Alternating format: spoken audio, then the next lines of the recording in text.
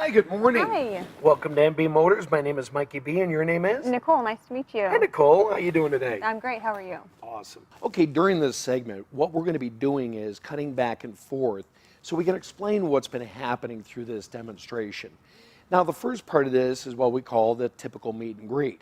Now, what we did was we first walked up, we made eye contact with a beautiful smile, shook the customer's hand, and we said, welcome, my name is so-and-so, welcome to our home, and your name is. Now, it's very important that you ask the customer what their name is.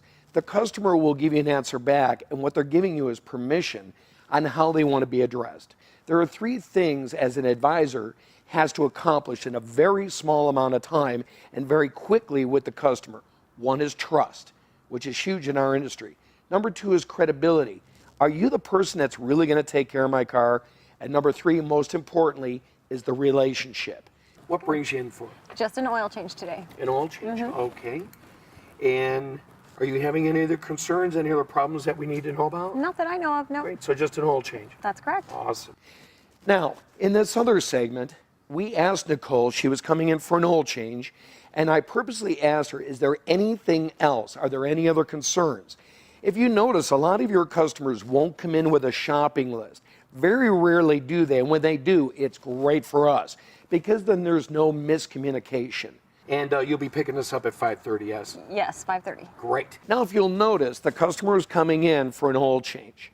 Now, regardless of what time of the day it is, which usually it's in the morning or 10 o'clock, you'll notice I told the customer when they were going to pick up the car. Now, again, this is not a cookie cutter, but the more you practice these, the more time you're going to have for working on the customer's car.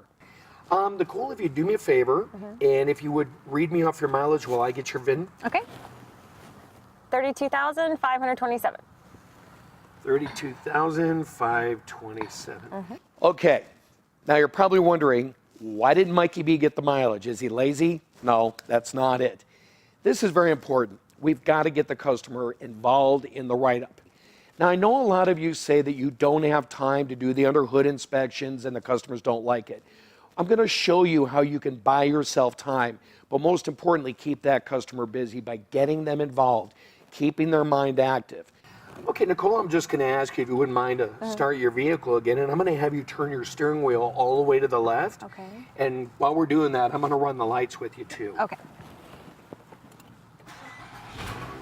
Okay, right turn signal, please. Perfect. And the left. And your brake lights. Okay. All right, Nicole, you can go ahead and shut it off. Okay. I did notice that your third stop lamp is out. Would you like for us to take care of that for you today? Yeah, we probably should do that. Okay, it'd be a good thing. Otherwise, you get stopped by the police and get the good old ticket. Right. Okay, we'll make sure we handle that oil change and third stop lamp. And, of course, we'll do our safety inspection along with that. Okay. Okay.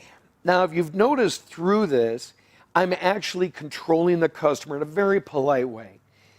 It's important that we take control of the write-up, like the doctor does when you come into his office, rather than having the customer come in and controlling us, because then what happens is, as advisors, we become the order takers. Okay, Nicole, I'm just going to ask you if you wouldn't mind to start the vehicle again, and I'm going to have you turn your steering wheel all the way to the left. So what you've just seen is I've instructed Nicole to start the vehicle back up, and I was very clear in my direction. Have her turn the wheels all the way to the left. The important thing is when steel comes through the tire, it's always on the inside.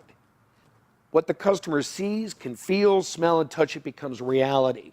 If we call them on the phone and tell them they need tires because steel is coming through, they don't believe it because they didn't see it. I'm going to ask you to do three things for me. And the first thing is I'm going to have you leave just the vehicle keys and take all of their house keys with you. Okay. Grab any personal belongings that you need. But would you do me a favor and first please pop the hood of the vehicle? Sure.